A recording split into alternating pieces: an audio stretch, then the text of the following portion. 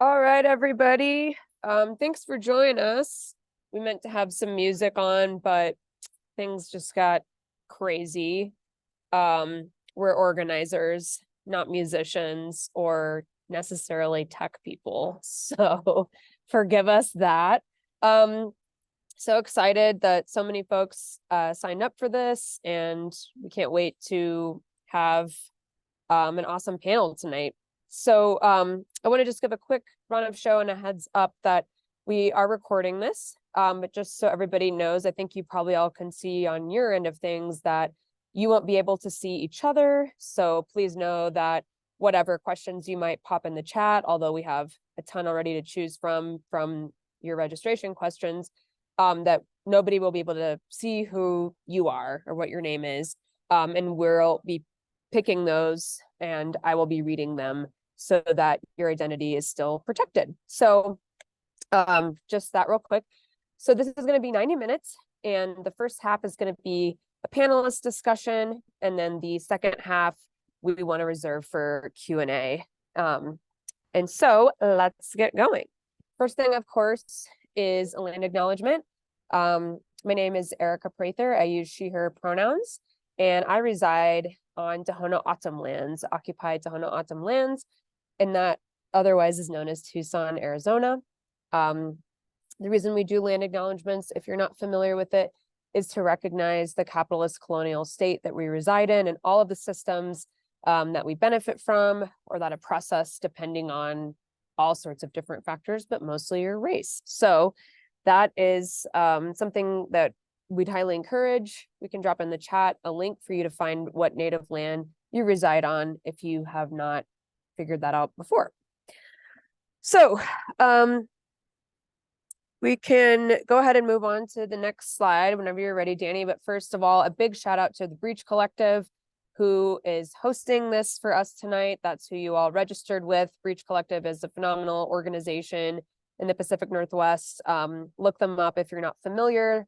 They are somebody that management can seek aid when there's a unionized workplace that isn't Littler Mendelsohn or another horrible union busting law firm. So they are our host tonight, and we are so grateful for Zoom platform and for them having us tonight. So this first slide, what is Green Union Hall and who are we, and why do we have the authority to talk about this subject of like why your nonprofit needs a union?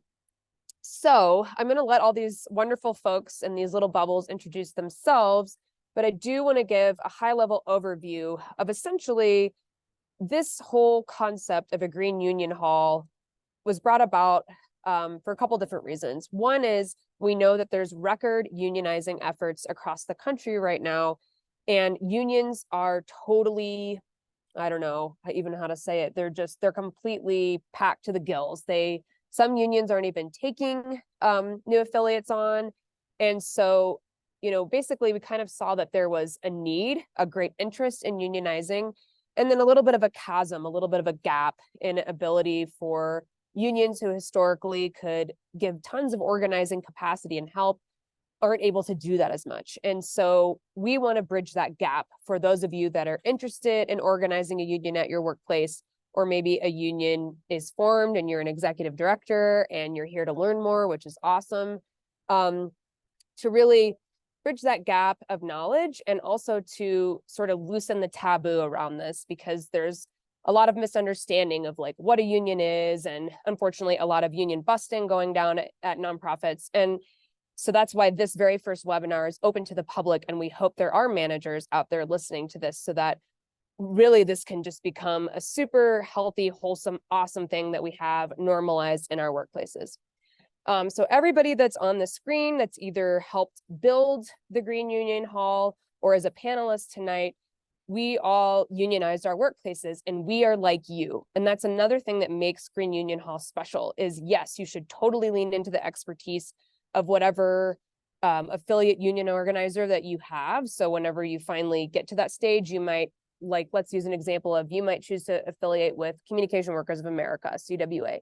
You'll have a union organizer there to guide you through that process, and that's awesome. But I think that it's really cool that Green Union Hall offers a peer-to-peer learning experience.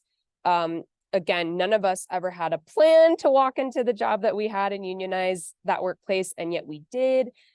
We've seen a lot. Their experience on this panel ranges from people that have gotten fired for organizing unions, including myself, all the way to people that are bargained a successful first contract. So we have a lot of experience, and we want to give that to you in a network of solidarity, mutual aid, and support, and so that we grow an even bigger, more inclusive umbrella movement of nonprofits. And there's a lot of people here on that are work for green groups, but for us to all really build a lot of cohesive power together. So that's kind of the genesis of this and the idea and the thought behind it. So I'm gonna just kick it off, and we're gonna just go top all the way through left to right, starting with CJ, then Claire. Ray could not be here, unfortunately, tonight, so I guess I'll just go ahead and introduce Ray. If you've been following our social media, which we'll pop into the chat at Green Union Hall, Ray has done a phenomenal job of doing all of our gorgeous graphics for that and really being point on that and making sure things don't look fuzzy and bizarre. And Ray organized Environmental Workers Union. So anyway, that's what we'll go. And then on the bottom, we'll go Gina all the way and end with me. All right. So CJ, who are you? Thank you so much for doing this. So I am CJ Garcia-Linz. I use she, her pronouns, and I am coming to you from the occupied lands of the Anishinaabe in Michigan. I am the president of PWU. I had no union experience before our chapter unit unionized in 2018. And I have helped bargain successful CBAs. Progressive Workers Union is PWU. We represent workers at Sierra Club, Union of Concerned Scientists, 350.org, who just got their first CBA after a 3-year battle, Appalachian Voices, and Greenpeace USA.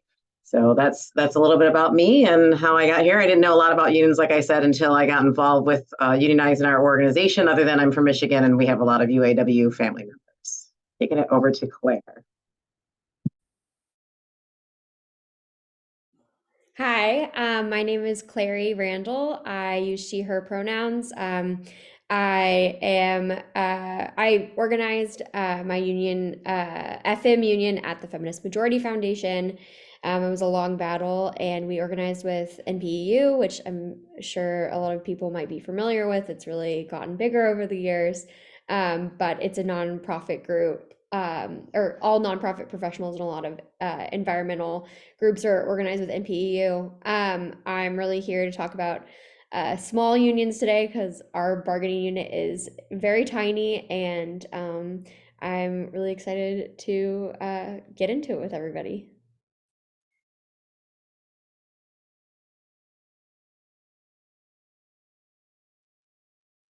I'll jump in. Hi, folks. I'm Kerry Skiff. I am now at Friends of the Earth, but I was originally an organizer at Defenders of Wildlife.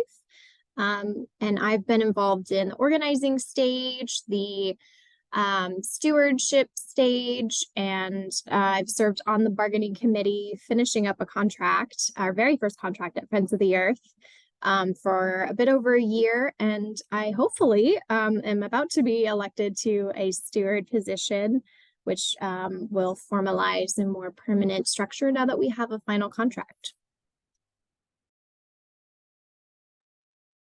Hi, everyone. I'm Gina Chirillo. I'm coming to you from Washington, D.C. on Piscataway and Nacotchtank land. Depending on who you ask, I either used to work or work for the International Foundation for Electoral Systems, or IFES, which is a nonprofit that focuses on democracy and governance, international development work around the world. We organized with OPEIU, the Office of Professional Employees International Union. We won our union in July 2022. And we've been bargaining our contract for the last year. So I was on the collective bargaining committee elected to work together with my colleagues to bargain our first contract. So 1 year in and no tentative agreements. So it's been an interesting journey, but I'm excited to help you guys come along and form a union yourselves. So looking forward to chatting more. Hey everyone, my name's Danny. I use he, him pronouns. I am calling in from Calapooya land, also known as Eugene, Oregon. I am a climate and energy strategist at Breach Collective, which is a unionized, worker self-directed nonprofit.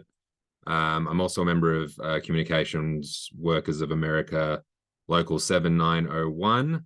I previously organized a union at the nonprofit Our Children's Trust, and then out of that unionizing effort, helped co-found Breach Collective. Among the things we do at Breach Collective, which includes campaigns opposing fossil fuel infrastructure in communities in the Pacific Northwest and across the country, is we support workers at, and have supported workers at a number of nonprofits figure out how to organize themselves and unionize and win voluntary recognition and then bargain for their contracts. And we also, as Erica mentioned, have offered and haven't had too many takers, but in a few instances have consulted with nonprofit management to help them figure out how to embrace the concept of unionism within the workplace. And I'll be handling the technical side of things for this webinar, so any mistakes or issues, I'm to blame. Okay, thank you. Hi, everyone. I'm Mireille Bejjani. I use she, her, they pronouns, and I used to work at the Public Interest Network, which is a national network of a number of different organizations, like all the PIRGs, US PIRG and state PIRG affiliates, Public Interest Research Group, as well as all the environment, insert state name, like Environment Massachusetts, Environment Colorado, and a number of other groups. And I was part of the organizing committee and our successful union campaign, and was on the bargaining committee until I left at the end of June of last year. And they are still bargaining their first contract. So here to share about that experience unionizing there. I am based in Western Mass on Nipmuc, Pocumtuck, and Wabanaki Confederacy land. And yeah, excited to be here tonight with you all. Awesome. Thank you. And then, as I've mentioned earlier, my name is Erica, and I did not mention my union experience though. So I was on the organizing committee at Defenders of Wildlife, organized a union there, was illegally terminated, went through a very high profile union busting case with them, and then was swooped up by wonderful WildEarth Guardians, and we just asked for voluntary recognition yesterday. So I've now organized 2 unions in the environmental nonprofit space, and I will unionize every place I work forever. So yeah, we can move on to the next slide. And here are all these gorgeous logos. I gotta say, y'all, if you look up old labor, like kind of, OG labor logos, they're like pretty boring, but I think the nonprofit space has just knocked it out of the park. Like the graphics are beautiful, stunning. So before I kick it off to Claire and then Gina on why your nonprofit needs a union, literally that is the question, I just want to remind everybody of what a union is. So it's there for you to see in the slide. It's simply an organization formed by workers who join together and use their strength to have a voice in their workplace. I couldn't fit all of the different nonprofits that have come online in the last couple of years onto one slide, but this is a lot of worker power and a lot of workers talking, so that's very exciting. So yeah, basically, very first question for Claire, why does your nonprofit need a union? So I think there's a lot of good answers to that question. I think every workplace needs a union personally, like you said. If you're a worker, then you should be able to have some sort of say in, in the happenings of the workplace. And that's what a union can provide, whether that's, diversity, equity, inclusion kind of agreements, or that's pay and benefits, or really a union can negotiate whatever the union wants to. So having a say as workers is important anywhere you work, because, capitalism, and nonprofits are not exempt from working in a capitalist system. So I think having a nonprofit union is even more important, because a lot of times people think that nonprofits just work there because they love the work, and it can get very exploitative that way, as I'm sure we all know. But I think it's even more important to have a union then, because it reminds you that this is a place you work. This is not your family. And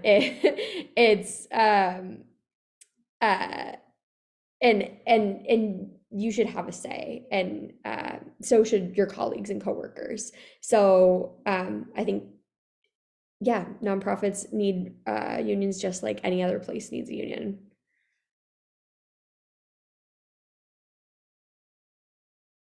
Great. Yeah, that's totally true. The exploitative nature, I think, really resonates with a lot of folks. Just because we love what we do doesn't mean we shouldn't be able to have a livable salary, for example. Gina, what about you? Yeah, so I think like in my answer, you'll probably hear a lot of that's kind of already been reflected. But I think, working in a nonprofit, there's always this attitude that like we should be grateful to work there. And because of the mission and because we're there to like help people, like that's enough. But it's not, because we deserve fair salaries, benefits, competitive wages, just like every other worker. And that was actually a union busting tactic that my employer used when we were unionizing, was that, I believe in unions, and like the postal workers should have a union, or UPS should have a union, but nonprofits don't need unions because you guys are fine. But that's not true. Like Claire said, everyone needs a union. I'd also say, and this is like a more like, I guess, like procedural answer, but like a union contract will guard against changes to policies and workplace conditions that employers might want to enact that staff maybe are not in agreement with. So, I think a lot of the push at our organization towards unionizing was things happening with promotion policy, things happening with the remote work policy, with return to work post-COVID, where, and I'm sure you've all been to these like listening sessions or feedback sessions or anonymous suggestion boxes your employer has. And after kind of shouting into the void into those things, we knew that there was no other way for us to really truly have a voice in our workplace than to form a union. So you need a union in your nonprofit because you deserve a seat at the table. You spend 40 plus hours of your, life every week at work. So you're allowed to like have a say in the workplace conditions that you live in for that time. And finally, I guess I'll just say like, we as organizations should be allowed to live our values internally. I come from a democracy and governance organization that promotes like collective action and advocacy campaigns with regarding human rights issues, including workers' rights around the world. Literally the first value listed on the IFES website is we believe in the power of people. So what is more power of people than forming a union with their colleagues? So, we do all this programming around the world to kind of reach these goals, but we should be allowed to do that in our workplace as well. So I think it was a really important thing to do for us in terms of living our own values. I love that, Gina. That was something that at Defenders, we were often pointing to a commitment statement that, management had created, and even their like DEI goals. It's like, if people don't feel safe within their own workplace, how are we ever going to partner and have, frontline communities trust us? We don't even have a workplace that's safe. So yeah, totally, like living your values. You can start by just being cool with having a union. Okay, we can move on to the next slide. And this is a really great graphic I saw. Or actually, no, it's the next one, but it's okay. I've seen a lot of like Senator Hickenlooper saying pro-union things, which is always really exciting. No, we can go back to the Thank a Union one. And it's a couple down. I just forgot which one it was. So I don't know that everybody that's on this webinar maybe knows all of the fantastic things that unions have brought to your life, like the weekends, very basic things like that. Some of these laws are being contested by Republicans in the House right now, like child labor laws, but these are all phenomenal benefits that we just kind of slide into in our everyday lives. And sometimes we don't even know, like that was a big part of my education, is realizing how many people had not just fought for this, but folks have actually died for this in the labor movement for us to have these rights at work. None of these things were given by some sort of like benevolent employer. They were demanded and fought for. And that is something that I think about every Labor Day and every Memorial Day. Sorry, not Memorial Day, May Day. All of these different things that I'm grateful for that predecessors of ours in the labor movement have fought for. So the next question is for CJ.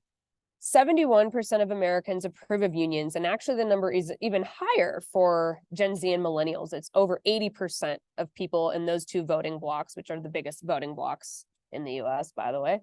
But only 14.3% of workers in the US are actually in a union. And I think this speaks to America's not just very poor labor policy, but a host of other obstacles. So maybe, CJ, could you speak to that gap in those numbers on the screen? Yeah, absolutely. I'll expand on this, but like to bring it to one word, it's capitalism, right? The role of profit. That is what's making the difference. So we began to see like in the after, like around the 60s, 70s, where corporations really started this push toward, making to union busting, right? Because they were seeing that their profits were hurt. There's a lot of reasons that it takes so long to get to that first contract, because once you get a contract, right, it's easier for them to break you before you can even get a contract than it is to weaken your contract after you have one. I think Clary did a beautiful job of speaking to like the exploitation aspect of like nonprofit workers and what we face. Most unions, when you are first forming, you don't have that big budget. So PWU came to the table with no lawyers with us at the table, right? We had some legal counsel. We couldn't afford to have lawyers there all the time. There's a huge power dynamic in what management has and the power that they hold, the way that they bust your union. The reason it takes so long is because there is this period called, I think it's like the bar period, where when you get recognized and you're negotiating, there's a year where neither your employer nor employees can petition to say, you know what, this union isn't serving us, we don't want it, right? If they can stretch it out over that year, it's very demoralizing. We have units at PWU, Progressive Workers Union, who are 3 years in. The average for getting a contract used to be about a year, right? Now the average is creeping up to 3 years. In that time, people leave, they get fired. There's a lot of ways that you don't have the full protections that you would if you had a CBA. And that is the moment where your wonderful organization, where we're all family, and these organizations are out there calling for other sectors to treat their employees right, are internally busting you, right? They make it so incredibly difficult for you to get where you're at that they want people to say, you know what, this union isn't really serving us. Why do we even need it? Let's just go back. That is their goal. And it makes it really impossible for a lot of these unions to actually get to that point where they sign a CBA. There are a lot of reports coming out that have come out over the years from like Bloomberg and other, associations that talk about like the different factors and like how they track it. And the data is even really hard to track because they're only tracking those that actually succeed in the CBA, right?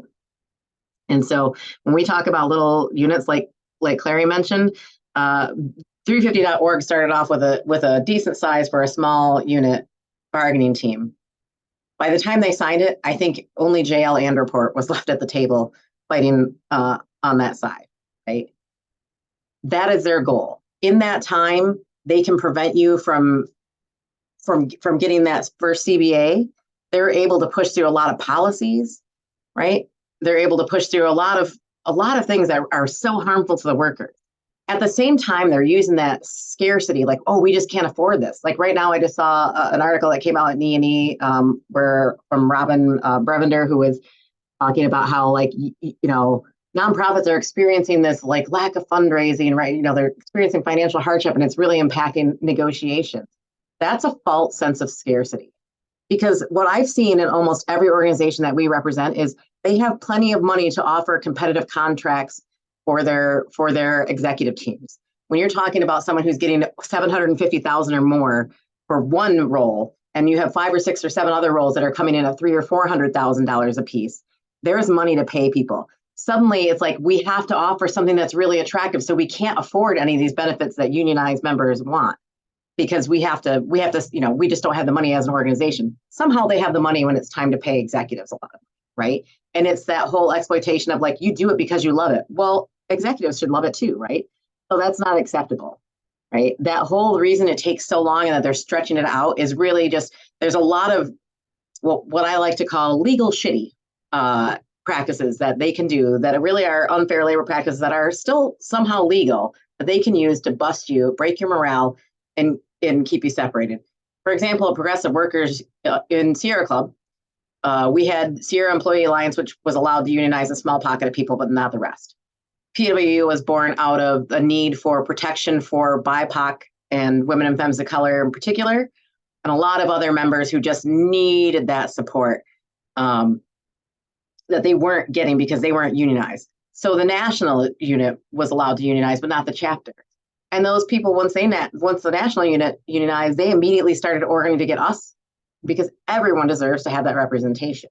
And they tried really hard to break us. They still, like, we're still separate units because they want to keep us separate, right? That also makes it a lot harder on us. You are exhausted during that time. You have concerns of like your manager, especially when you're in the middle of a bargaining campaign. Managers are trying to say that you're not being productive at work, and the union's costing too much time and too much money, and it's really making it hard for unions to do the work. What I will say is, through all of the chaos that we experience in our units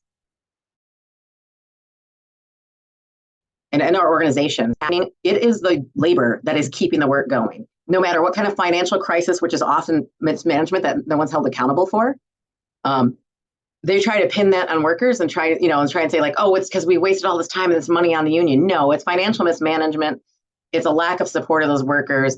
And they're trying to say that like work isn't getting done and we're spiraling out of control. But what we've seen time and time again is the work in the communities is still happening because people are committed to fighting for their contract, because they know when you get a contract and everyone gets a fair living wage, it helps your community. And that work is still happening no matter what's going on, no matter what union busting they do. So really, it's all about capitalism and profit. Thanks, CJ. And I think too, like, folks should know as well that this is a very like 30,000 level view webinar, and I'll get to this at the end, but we do plan on doing very dialed in webinars on union busting, on how to organize, all these things. Right now, we're really just trying to do broad brushstrokes. So just in case you're like, oh my God, that sounds really overwhelming. We know it is. We're throwing a lot out there, a lot of acronyms, which we're trying to like put in the chat as well. And also, I guess I want to say that there is this gap that's a result of capitalism and all the shitty laws and whatnot, but we all did it. So you can too. And that's why we're here. And that this whole thing is much bigger than any of us. And it's a movement. And so I think that's a really exciting thing to hold on to, even if there are these huge gaps. Okay, we can move on to the next slide. It's one of my favorite images. I don't even know where I saw this, Instagram somewhere. It's got lots of really cool Easter eggs in it, but the bottom line is you don't have to hate your job to want a union. You really don't. Actually, I would say most people that put in the enormous amount of like second full-time job work it is to organize a union do it because they love their job. I remember when I wanted to organize Defenders, I thought, okay, here's my options. I quit I just keep complaining like everyone else, or I fix it. And I want to fix it and I want to stay. And that's what a lot of union organizers will tell you. We don't do this because I want to take down my organization or because I hate my organization. That's totally absurd. So I'm going to kick this one to Mireille for your thoughts on this whole concept of you don't have to hate your job to want a union. Thanks, Erica. I also love this graphic and 100% agree with what you were just saying, that a lot of us do this because we love our jobs. You know, in the nonprofit world, we work for mission-based organizations, and we do that because we believe in the mission. We want to, you know, have the organization's work be successful.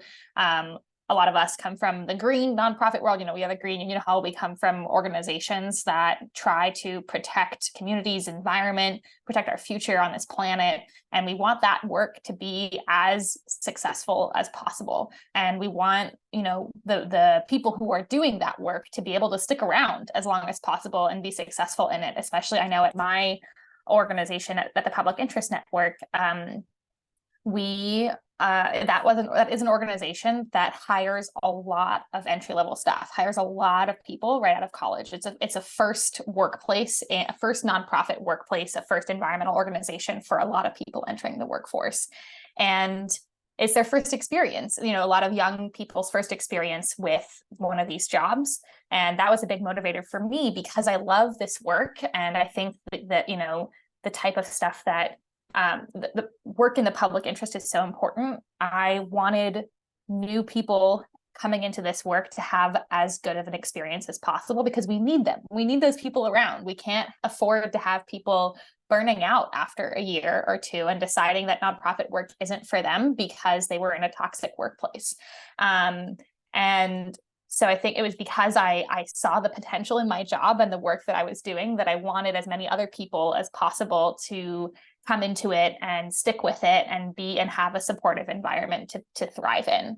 And that was one of my big motivators in organizing the union at the Public Interest Network. And I think this also ties into some of what Gina and Clary were mentioning about nonprofit workers can especially be exploited because we love our jobs, because we want to be there. There's that sense of kind of camaraderie and family, and we are so invested in the success of the organization, and that you know, ties into the reason to unionize. And it doesn't mean that you're trying to tear things down. You're trying to make things better. And I think especially if we can get away from the us versus them, like management versus workers mentality, and see that we're all trying to be as successful as possible in our advocacy work, then there's so much potential there. You know, we're unionizing to get a seat at the table, to bring our ideas and strengthen the work that the organization is doing, not to somehow make things, you know, worse or destroy what has been built. And I think it would be, I hope that management can, especially at more and more organizations, can see that we're asking for a voice because we have a lot of great ideas that we think can really make it all better. We're coming from that place of love and of you know, potential and hopefulness in the future of the organization. And I know that was a through line in the Public Interest Network and our unionizing, and how we presented our effort to management, saying, you know, we think that this organization's been around for 50 years and we want to make it even better for the 50 years to come.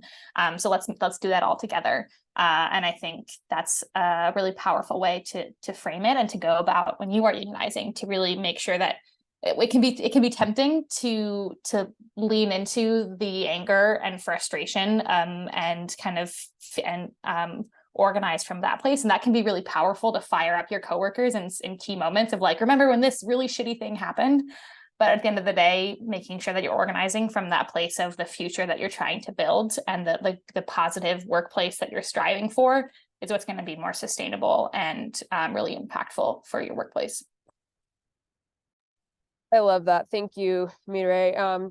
I think also, like, you touched on something that made me think about, you know, kind of like, why do I do the work that I do, environmental work? Same thing with organizing. I feel like that answer can shift, right? You're like, sometimes I'm like, I'm organizing a union because I'm like big mad about a dumb policy. I'm organizing today because I feel so defeated by this capitalistic hellscape that I live in. And this is one of the ways I see healing that. I'm organizing today because, yeah, I want to see a future, more sustainable organization that I work for. And I think that's a really personal thing. And as you grow in your union, knowledge and camaraderie, you'll be able to get energized by other people's reasons too. And it's certainly, not primarily because it's not anything to do with hating your job. If you hate your job, go get another job. That's pretty much, that's what that is. So anyhow, love your answers, Mireille. Okay, we can move to the next slide, in which we will kick it back to CJ, because I know some of y'all probably have very not intrinsic questions, maybe very extrinsic. Like, I want to know, what are the actual tangible benefits a union can provide for me? This is the graph I was tripping out over a couple slides back, the one that I think I saw Hickenlooper put up in a Senate help hearing, and I was like, oh, nice. Moderate Dem is running with union messaging. That's great. But anyhow, just this crazy divergence. Income inequality, we are in record income inequality in this country. These two lines are diverting from each other as a direct result of really horrible corporate oligarchic policy. But I do think that the beauty of it is we have lots and lots of data that shows all the various benefits, from pay to time off to whatever it could be. So I'm going to have CJ, since PWU has a couple of different organizations that have gotten to that CBA or continuing bargaining agreement. What are some concrete benefits that workers under your umbrella have seen from unionization? Yeah, and this is why I do what I do, right? This is why I'm still in it. I love it. I love what we can do and that we make a difference in our workplace and in our lives. Some of the things that we've been able to do is move the equity, our equity goals forward as an organization, because like you said, how do our partners in those communities believe in us if they see what's happening to our workers? We had a tremendous amount of unsafe situations and just a horrific situation with toxic and abusive situations. And we're talking sexual assault. We're talking situations that people were self-harm occurring because of just what they were facing. We also had this huge pay equity gap where members of our national unit who were doing the same work and sometimes less because chapters had smaller staffs. So just to back up a minute, Sierra Club in particular is a unit that I'll be using as the most example here. Sierra Club has the national layer and then there's state chapters, right? And we have very different pays. We had huge pay inequality. And so that was something that we were able to address. Better benefits, sabbatical. There were people that couldn't get sabbatical because it was such a small group of people. And we fought for a sabbatical article that didn't require it to be something related to your work or educational, right? Because people like me, in my day job in Sierra Club, I'm an administrative assistant in Michigan. I am literally one of the least thought of positions in the entire organization. I really didn't know how our organization was not who they claimed to be publicly because we were very siloed. Once the curtain was removed and I saw it, I was like, whoa, this is where we were. And this is what is happening to the people that I love and my coworkers. This is not okay. And so we fought for a better sabbatical clause, which allowed someone like me, who normally they're like, no, admins don't ever get to take it because who's going to run the office? And my manager's like, you let us worry about that. And my first sabbatical application, which I got, was literally they were like, what are you going to do with your sabbatical? And I was like, not a damn thing, because I'm exhausted from helping you be the organization that you claim to be. And I need rest. And I'm trying to recover from this pandemic, which almost took me out, but I'm still here, right? This is where we're at. And so those protections in the workplace, because a lot of us work for organizations where we work with volunteers, and there was a lack of willingness to hold volunteers accountable or to realize that your workplace is so seldom is it actually in the office, that those extensions for protection and safety in the workplace, from a toxic workplace, from sexual harassment, from racism, from misogyny, have to extend out, right? And then when it came to the pay equity, I remember when we won pay equity and people started getting their salary scales adjusted and started getting back pay that we had worked out, I remember getting a text from one of my dear friends who was crying because she was in the grocery store and she was like going to check her bank balance to be like, can I pull all this off, right? Before my next paycheck hits. Like, am I going to bounce a check? What's going to happen here? And this is someone who does a lot of work and is very talented, has an important role. And she called me crying because her back pay hit and she saw her salary scale change. She was so paid below what was a living wage by the MIT living wage calculator. And for her role compared to what others in the national union do, she saw a $60,000 a year pay increase and about $60,000 as well in back pay. That's a pretty extreme case. We had other people calling and saying like, I actually have better benefits now and I can take care of this health issue I've had. I can, some people who are, we had all kinds of things from protecting temporary workers and eliminating the, like short-term employment, like people, getting insurance and benefits for people. There's not going to be any more temporary employment, like limited duration employees is what they were called in Sierra Club. You give them a job and they get benefits. And that's how it works because they were exploiting people, especially young people as they came out of college with those limited terms and no protections, right? I had another person call and say, like, we have been trying to plan a family and just couldn't see how we could possibly afford to bring a child in this world and provide for them. And because I'm now getting paid a sustaining wage, we can start our family, right? These are real big impacts. And these are the things that people are doing without simply because they've chosen a job where they love what they do, right? Because they've chosen to work in nonprofits. And we have to stop letting nonprofits pretend that they're not all about capitalism or profit or the bottom line. It's a different way that they are, but that's exactly what it is. So to me, those protections that we've gotten for folks, like I have seen it change lives. I've seen it improve the workplace. I've seen it. And I also have seen how much organizations want to fight us on that and try and roll things back, right? They don't want to have to do the accountability work. They don't want to have to put in the effort. They don't also in America, we love to shorten a saying. So we have the truth will set you free. Everyone loves to say that, right? It's the truth will set you free, but first it will piss you off. And a lot of our organizations get really pissed off when they have to start taking that accountability, that responsibility, and really seeing the culture that they've been a part of creating and upholding. And that workers are no longer going to take it anymore, right? We're not here to be exploited. You can't save a budget crisis, often caused by mismanagement of those making profane amount of money more than us, off of the backs of workers. You can't do it. And we've even had folks say that to us who are also turning around and union busting at the same time. Thank you, CJ.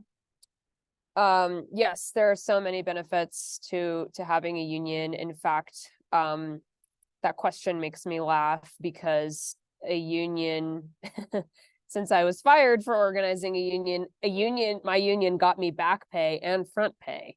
So, that was a huge deal. It felt like I built a bomb shelter and then I got shelled at my house and it worked. So, there was a massive accountability mechanism that previously didn't exist for me and for many others. So many, many benefits to having a union that impact everybody in every single moment of their lives. Next slide. This is a fun, if you look up old labor imagery, I'm going to touch on worker power across sectors kind of twice. And this is something we could spend a lifetime on, right? Clary put in the chat, labor justice is reproductive justice, and it's so true, the nexus of all the different justices. But I wanted to kick it to Mireille real quick to touch on the dovetail of our work with climate justice. And part of why I want to ask that question is because I feel like some of us in our work are getting a little bit pigeonholed with that. You want to have electric vehicles? Well, then you got to have this, mine thing, and you can't support both labor and green. It doesn't seem like it jives. So I'd like for Mireille to speak to that. Yeah, well, I think I guess the first thing I would say to this is solidarity is everything, right? And the rising tide lifts all boats, and the more we can band together in terms of working people and folks who are not in that 1 or 10%, especially in this capitalist system that CJ was outlining, that benefits all of us. And it doesn't have to be an us or them situation. It doesn't have to be that, if we at certain nonprofits are doing better and more successful in our work, that workers get the short end of the stick. We know that especially with climate justice and transitioning to a clean energy future and transitioning to a more sustainable future, that also can mean a lot of really good jobs for a lot of people. And in doing that, we want to be supporting labor unions and other folks who are also pushing for workers' rights. And especially thinking about, I work in Western Mass, as I mentioned, and one of the community leaders I work with she's hosting a webinar coming up that is related to the intersection of climate and workers' rights, and talking about how, as the climate warms, there are more and more dangerous conditions for a lot of blue-collar workers, whether that's in warehouses that don't have air conditioning, or outside construction workers and a number of other people. All of our struggles are all linked, and we're all fighting for a better, more sustainable future, for a healthier future. And the sooner we can build those relationships and build that solidarity, the more power we'll have. That's already what we've seen with the Green Union Hall here, where, Erica and I met through our respective unionization efforts over a year ago and have partnered on a number of things. And it's been so powerful to see how we can work together on spreading information to the broader environmental nonprofit movement and nonprofits more broadly, and really excited to keep expanding that outwards. And yeah, so I guess I would just say, solidarity is where it's at. And we have to remember that our enemy isn't the workers who are, working in power plants or working on fossil fuel infrastructure. The people who are kind of the bad guys in this situation are the management and leadership that are hoarding resources and capital for themselves at the expense of other workers. And that's what we need to be changing. I love it. Class consciousness is a beautiful thing. Class consciousness is so fun, by the way.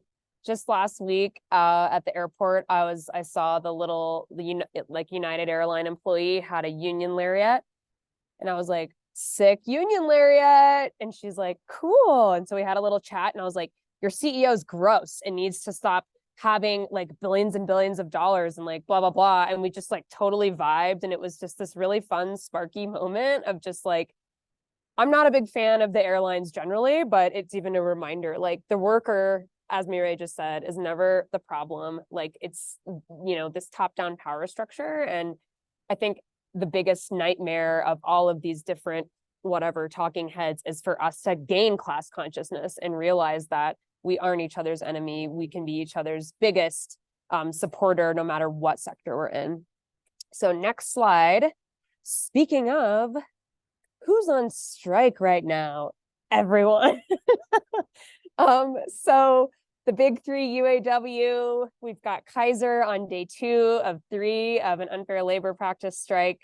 We have SAG-AFTRA. And so some of these you might be able to actually support wherever you are. You should check it out. Plugging into your labor community wherever you live is such a cool way to just like get the lingo down, meet people like, yeah, working in totally different fields, everything. Like now, this slide, we've moved away completely from nonprofits and climate and kind of whatever, and we're in this whole other universe. And this to me is where I get super dreamy, because I'm like, man, think about all of the worker power we could build if we could stand shoulder to shoulder with all of these, massive entities. And I think that's what we're really taking a strong first step toward with what we're calling Green Union Hall. Is there hasn't yet been a platform for people in the environmental movement specifically, and the nonprofit space more broadly, to connect with each other and to really build worker power. We have a thread for workers. Sorry, managers that are on this call, you can't be on that thread, but those of you that are in unions and you're not, hit me up. I'll drop my email in the chat, but we discuss everything from what union busting firm is your employer using to who has a 4-day work week. And we're all talking, and our managers should know that. And we are going to build an incredibly not just healthy workplace from that, but an incredibly powerful movement. And I think that that's really exciting. So I'm going to kick it over to Gina. And Gina's a person that I know sort of in this kind of funny nexus, like we don't work in the same city, the same state, the same field. But we had a similar experience and we really supported each other through that. And like, you know, both of us being fired workers, and it was healing for me to be able to share that information. So I want her to speak to some of this worker power theme. Sure, I'm happy to. And first, I just want to say thank you, Erica. I'm glad that it was healing for you. So I was fired from my job on March 10th. It was under the guise of violating the social media policy for tweeting about how Joe Biden didn't support DC statehood. But the real reason was because I was a union leader on our collective bargaining committee. So right now I still, my case is still pending, but we did hear back from the labor board, where we filed an unfair labor practice charge through, my union, that they found merit in all of our charges. They actually added a charge and I was like, go ahead, like add as many charges as you want. But anyway, so, you know, I knew about Erica, we were in the same union. So, I was looking back through our text messages actually before this conversation, and you know, she had been through what I had gone through maybe like a year ahead of me, and was able to share what, not only like the logistical pieces, because they don't really give you a lot of information, and also like there's just so many people that are involved in something like this. And so Erica not only supported me through the logistics, but also through like how it was going to feel. And I was actually joking that my mom, hi mom, who's on the call, just joined so that she could meet Erica, who is like, because I keep being like, so Erica, who's at Defenders, this is what happened to her and whatever. But you know, getting fired for organizing is very isolating. You're away from your friends and your coworkers. You built this union. I mean, at the time I got fired, so we built this union, and now I have to watch from the sidelines. Like I'm still involved, obviously, but I'm not at the table anymore. And that can be really hard to go through. And it's such a unique experience. So I was so happy to have Erica there through all of that. And like we've been talking about, like going across sectors, that we have a lot of similarities. Like everything that like CJ has talked about how, you know, employers will say that there's a financial crisis and that's why they can't provide your benefits. And then it's because of financial mismanagement of people who make hundreds of thousands of dollars and many times higher than like the most junior people at the organization. Like that's currently happening at my workplace right now. So there's so much we can learn from each other going across sectors in a very practical way that, like, you know, employers have used these union busting tactics, the same ones, for like decades. And, you know, with like all, you know, technology, remote workers, we've had to innovate how we organize. We've had to innovate. And I will say too, for those of you who are maybe haven't formed a union yet, or maybe are still in the organizing process, the organizing doesn't stop when you win your union. You're organizing all the time to win, to get wins in your contract and things like that. So you just keep going. And it can be a major roller coaster. So, you know, you're learning about like one of the lower points for me, like getting fired just totally out of the blue to me, on a Friday. But what has come out of that, like I was illegally terminated. And then the next day I wrote a letter to staff that my union rep sent to the staff at my organization. And I had more than 40 people reply all to that email to support me, to support our union, to say they did not agree with what management had done, and to feel like I had, you know, put in all this work to like, you know, lead this union, to work together with my colleagues to kind of win our union and then start bargaining. And then for them to show up for me in such a meaningful way at such a vulnerable time for me was just it was incredible. Like it is really indescribable. And like Erica, a person who doesn't even know me, is like, you know, helping me through this like complex legal process of like having like my union represent me and now the NLRB represent me and, you know, whatever, and trying to get a good settlement offer, you know, with back pay and everything. And so, you know, as hard as this process is, and we have talked about so many of the challenges, I would not change anything. I have absolutely no regrets. You know, this union has protected me. This union has protected my colleagues. And this union has, even though we don't have a contract yet, we've already had wins at our workplace. We've already been able to, you know, like save people's jobs at our workplace. And so, you know, even though, you know, the management side keeps innovating in how they bust, like we are stronger because our hearts are in it. Like these are our lives. Like they don't want to be there. They don't want to sit across the table from you. I love to sit across the table from them. And you know, I'm so empowered by fighting for my workplace, whereas I can't imagine they feel empowered trying to like crush the spirits of, you know, young people and people with progressive values and people who have like a broader vision for life. So the solidarity piece, like when I started organizing the union with my friends and colleagues, it was about, you know, policy changes, you know, all, like hard facts or like things that we wanted. But the silver lining that we didn't think about was the solidarity and connection we were going to feel. And that is just really beautiful. Sorry to be really mushy, but it's true. So yeah, so I just am so happy that we were all able to stand in solidarity and that we're able to stand in solidarity with each other tonight, because when people in unions say they have your back, they really do.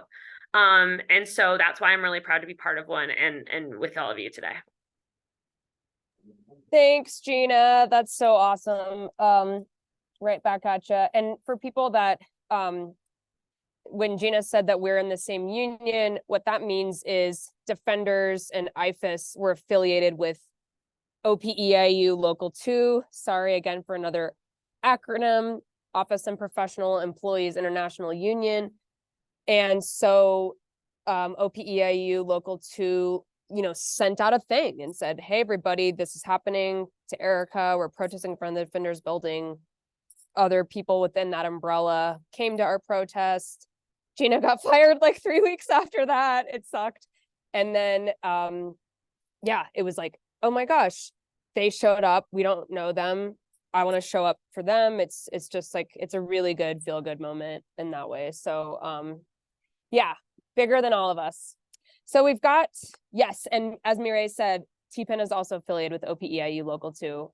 So if you're in DC, that might be one that you hear about a lot. And it's definitely one you should plug in with, because a lot of folks on this call have or are currently affiliated with that chapter.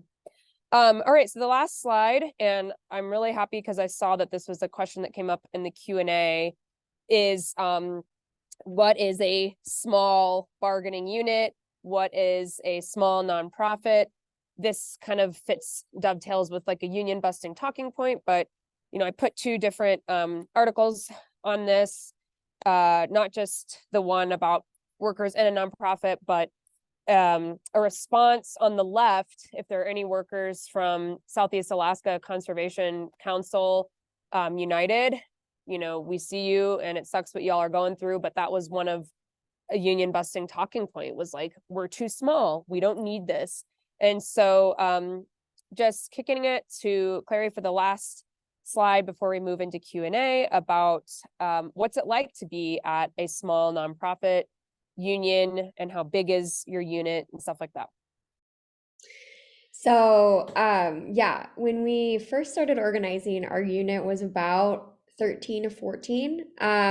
It has since been whittled down, as you know, a lot of people will leave during the process, and there's just like a lot of time high turnover. And now we are a unit of 3, and that can be very difficult. It can it can be quite a challenge, I will admit, but it's really important, I think, to have these smaller unions, because there is so much solidarity and it's really easy to discount smaller units. But the same, we do work just like anybody else, and having the unit means that we have these protections that otherwise, I feel like in a lot of small workplaces, you could get easily trampled, or you end up having these one-on-one conversations maybe with management more often because there's just more face time, and they can convince you out of things, and it's easier to be manipulated, I feel like, in that way in a lot of cases.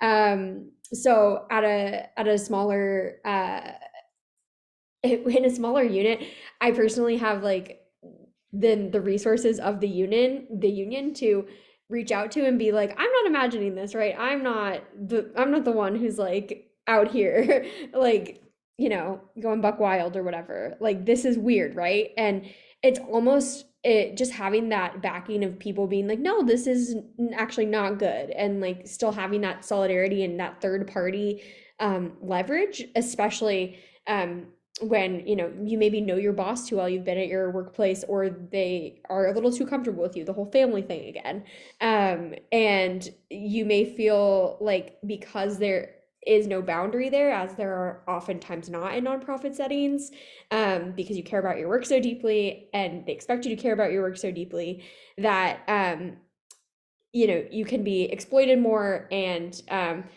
it's also can just be like hard to tell your boss like what your problems are, or be upfront with people. It's it's like having a fight with your mom or your grandma or something, almost like the whole family thing again. And it can really create this tense dynamic where having a union come in as this third party kind of mediator, being like, no, like other people are watching what's going on, and we are aware of what's going on in your workplace, to basically supplement like, this is that, like, what are you doing? This is bullshit. It can be really helpful, not just like mentally and emotionally, because like, as Gina was talking about, there is like a lot of emotional turmoil that goes through different like stages of organizing. And if you're fired, even if you're not fired, if you are kind of like pushed out to the point of where you were quit, which a lot of our membership was kind of quiet fired, I guess, then it still can push you to this kind of mental breaking point, and having outside sources to reaffirm is not just helpful in like a legal way, but also an emotional and mental way. So I think it's really important for a lot of reasons, but especially those. Thank you so much, Clary. I love that analogy with it being like fighting with your mom or your grandma. That's like, yeah, super small workplace. Doesn't matter. You can still use some healthy mediation about your workplace conditions. Totally. Our unit at WildEarth Guardians is 20. So also pretty small. And that's awesome. Then there's even, smoother communication. So whatever, it's great. Actually, this is not the last slide. There's one more slide, and it's just highlighting what our next event is going to be. So going forward, we're not going to have these be open to the public, simply because we'd like them to be a little bit more intimate and workshop-y. Some of that also, I saw a great question that I'm going to put in the Q&A about, like, again, unions being so under capacity, but I think we're really hoping to sort of almost do a mentorship match.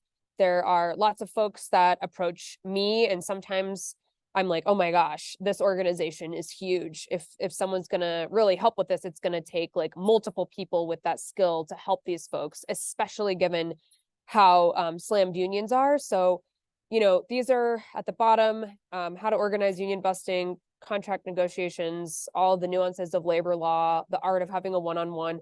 These are all concepts that we want to take the time to slow down and really talk about with all of you. But those will be closed. Registration, if we have your email and you signed up for this, we'll be reaching out with that information, and those will start in 2024.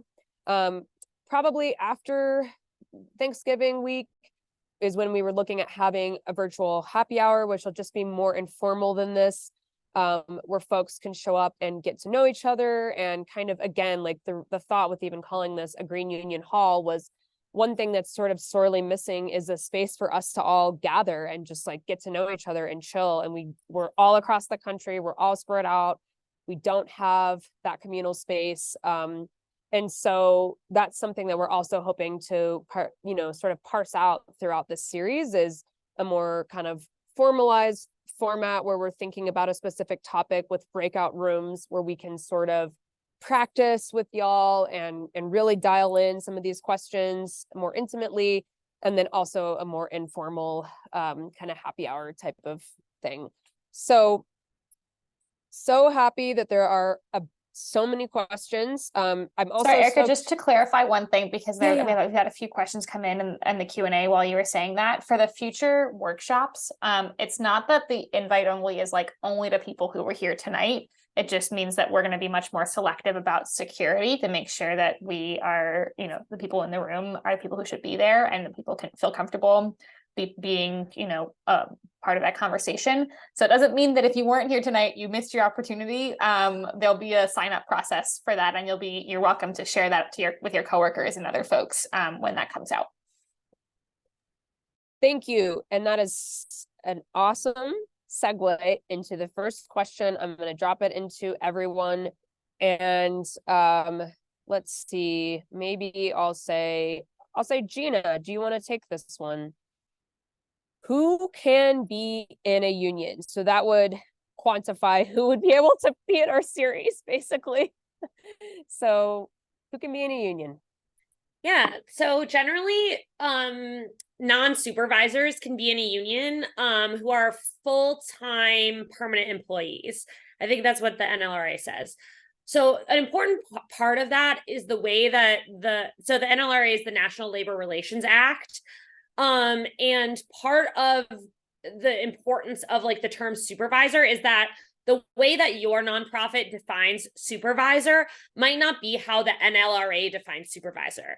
So, for example, at IFES, I had someone reporting to me, but I was in the unit because I couldn't unilaterally hire, fire people, make management decisions. Those are the types of things that make people ineligible for a union. And I will also say that often there are disputes between management and the union about like who is actually eligible to be in the union. So that was true at our workplace. So I think the union membership is like a lot more expansive than you would think. For example, if you're a confidential worker, you can't be in a union. And that kind of means that like if you're helping management with their side of negotiation, so like if you're the assistant to the president of the organization, and so you're seeing all his emails or her emails, or if you are like the director of HR, right? But a payroll person, even though that person sees everyone's salaries, that's not a confidential employee. So I think like when you're forming your union, when you're thinking about it, and if you decide to partner with a union, like for us, it was OPEIU, they'll help you and guide you into who is or isn't in your bargaining unit, and who you should and shouldn't consider in your bargaining unit. For us, we use a similar bargaining unit to a similar organization. So that's another reason it's helpful to have these cross connections, is that we just use the same bargaining unit that a similar organization had, because we thought that was a really strong precedent. So, but the NLRA, the National Labor Relations Act, will have more specifics on that. Thanks, Gina. I put this in the chat too. Oh, and then I see Mireille just went off mute real quick, but we had people that were like, oh, campus club program manager, but they were like overseeing a Green Corps constituency. So don't let that turn you off. And unfortunately, I know this bums a lot of people out, but middle management does not qualify because they have the authority to hire, fire, promote, etc. Mireille, were you going to add something to that? Yeah, just because I saw a follow-up question about whether a deputy director can be in a union, and we're not going to get into like all the specific examples, but for one example from the Public Interest Network, we went to bat for our Canvas directors and assistant directors to be included in our unit. And Canvas directors do run kind of a Canvas office and technically oversee assistant directors, but don't have any authority to hire or fire. Well, all their decisions are very clearly laid out by policies that govern our Canvas offices. which was a big reason that we were able to argue for that. And we were able to win that all assistant directors and canvas directors were eligible for the union. So it really is a case by case, depending on how your workplace works. And, and we can't go into all the nuances of it. But it's always good to be more expansive with your unit when you start out with, and then, because odds are management is going to challenge a bunch of positions. So start bigger and then argue on the ones that you really want to argue about. Excellent. I'm going to throw this one in the chat. It's a great question. Are union dues the same for all organizations? Do unions decide how much their dues are? Clary, do you want to take that one? I feel like Kerry answered it pretty well in the chat that union dues are pretty standard. It's usually kind of like a % of your salary. And the way that it was explained to me at NPEU, which I think was really helpful, was that they're never going to charge you more in union dues than they'll be able to negotiate on behalf of you in a raise. So it will always be covered. So I think union dues can get a little more complicated. Some workplaces have like pay for people's union dues. That's like a whole nother thing entirely. But yeah, it's in general, they can differ, but it's going to just be like a very small percentage of your salary. Thank you. So Kerry just flagged that there was a lot of folks that when they registered for this had a question about protections when you're organizing. And yeah, this is a big one. And I'm sure we'll talk about this, in the future as well. So I guess one thing that I should say is that I'm in an airport and it's very loud. So one thing I should say is that this is kind of a huge bummer, but I think it's important to just get it out there. I had some friends even in like housing justice circles that were like, oh, my landlord can't evict me, it's illegal. And I'm like, lol, just because it's illegal doesn't mean they won't do it. And so, yeah, is it illegal to get fired for organizing a union? Absolutely. Do people do it? Yes. 2 of the people that you're hearing from tonight went through that. In fact, I just read it in Bernie's book, It's Okay to Be Angry About Capitalism. The statistics are 1 in 5 organizers will get terminated. And that might sound scary, but I think you have to look at that on like the scale of like Tesla being like, oh, we're laying off 400 employees that were organizing or something. So that's probably why that number is so high. And so like, yeah, I think like being straight with like the fact that it can happen to you, for sure. But if it does happen to you and you are organizing, you have a ton of protections that are already in place, like locked in the minute that you're having those conversations. So I'll kick this one over to Gina to maybe talk kind of specifically dialed in about like your right to organize, since unfortunately both of us have had to become very familiar with those specifics of the National Labor Relations Act. But that's a great question. And I also just want to validate it's very normal to like be anxious about that. Yeah, and so I would say one really important right that you have when you're organizing, they're called Weingarten rights. So Weingarten rights mean that if you are called into a disciplinary meeting, or sorry, not when you're organizing, this is after you win your union. I meant when you were bargaining. One important right you have when you're bargaining, so when you win your union, the important right you have is called Weingarten rights. And those rights say that if you are called into a meeting that could lead to disciplinary action, you have the right to have someone from the union representing you in that room. So I was fired after we won our union, and I was called into a disciplinary meeting where I was asked if my Twitter got hacked. Anyway, it was hilarious. I mean, it wasn't hilarious at the time, but it's hilarious now. It did not get hacked. It was me. I wrote the tweet about Joe Biden. But anyway, but so I use the term clown shit. That was like the whole thing about it. But anyway, so when I was called into my disciplinary meeting about it, I invoked my Weingarten rights, and I had one of my colleagues serving as what's called a shop steward. So like a representative of the union, and someone who is from OPEIU, a staff rep in the room with me. So when I was getting asked questions about like all of these things, my union rep said, okay, tell us all the questions you're going to ask. Let's go into a caucus. So it was just me, my colleague, and my union rep, all just us three together talking through the questions, how I was planning to answer them. And then I went back well, he just basically told me to say as little as possible, which is probably good advice for me generally. But and so basically it was very helpful, and we've used those rights for other employees as well. So that's after you win your union. Before you win your union, you're still protected when you're organizing under the National Labor Relations Act. So basically they say, like, there's a whole list of things like employers can and can't do. So like employers can't surveil you in a way that's like excessive because you're organizing. They can't do any kind of like straw polling to see if people are going to support the union. They can't like stop you from organizing. You're not allowed to organize on work time or with work resources. So that's something to keep in mind. But as long as you're kind of avoiding that, like there's not much that employers can do with your, how they can dictate how you use your free time. So there's a lot of rights that you have while you're organizing.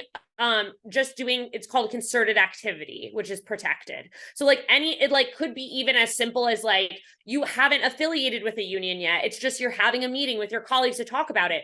Or if you're just having a meeting to talk to your colleagues about like changing something in the workplace, that could also be considered concerted activity. So I'm not a lawyer, so the NLRI says stuff. I'm sure there are people here with maybe a little bit more experience on the topic, but those are some of the rights that you have while you're organizing, and then when you win your union and you're bargaining. Yeah, great answer. And I dropped in the chat the link to the labor board that really goes over all of those rights. And I actually have a bread and roses tattoo with a section 8A subsections A and B on my body, because that's what you do to get over trauma when your NLR rights are violated. One of my fave tattoos. So yes, we'll definitely cover that, not only in the union busting, but also in like how to organize. So don't worry, don't feel too overwhelmed. We will come back to this. This is a great question though, with regard to that. And I'm not sure, I don't know the answer. So any panelist that knows this, I think the answer is yes, but do the same protections we just discussed apply to non-citizens who are working on a visa? Gina's shaking her head yes. Okay. Yes, they should. We have a lot of people who are from other countries and our workplace. You should be protected. We checked with our union lawyer.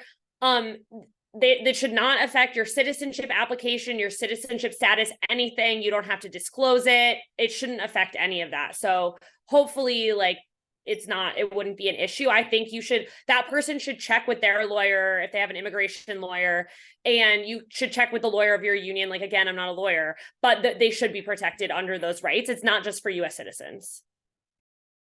Awesome. Thank you. I'm excited to see if any panelists have a yes on this one. Does anybody have experience organizing a union for an organization that operates in multiple countries? CJ, what about, I know Greenpeace USA is affiliated with PWU. Yep. Is there anything, since Greenpeace has international, like, I don't know, do you know anything about that? Yeah. So I think, so we have Greenpeace USA does have, and Union of Concerned Scientists has some folks in other countries as well.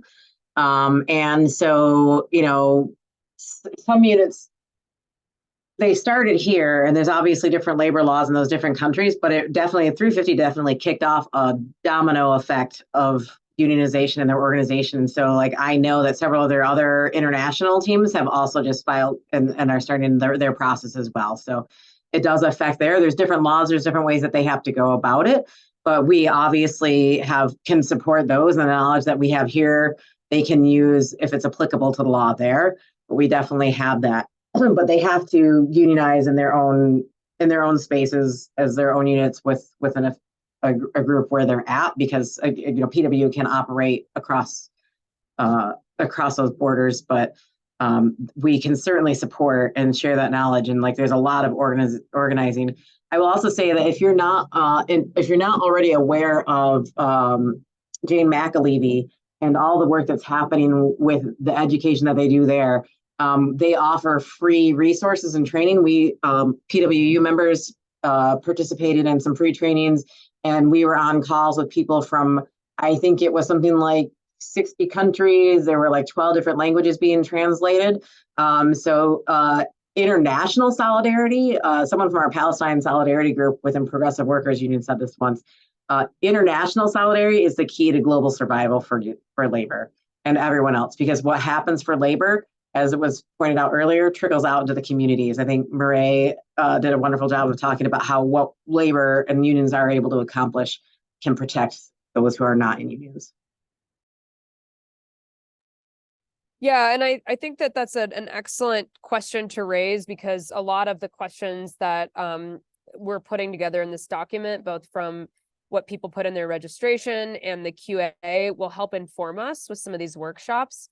And I know that is a need, and I think that that's a way, and it kind of dovetails questions someone had about how to get help.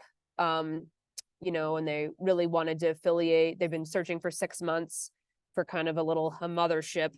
And again, like, we're not going to be able to be a union for you, but that's something where if there is that massive of a lift and a need for international support and like a several 100-person unit, that's where I'm hoping our mentorship and kind of plugging in some of these organizers to help that along, that we'll be able to kind of aid that. So this is great to just help inform. This is a big one, and I want to make sure we get to this before we jump into like how to organize, just because, yeah, it's an important one. So Mireille, do you want to address this one?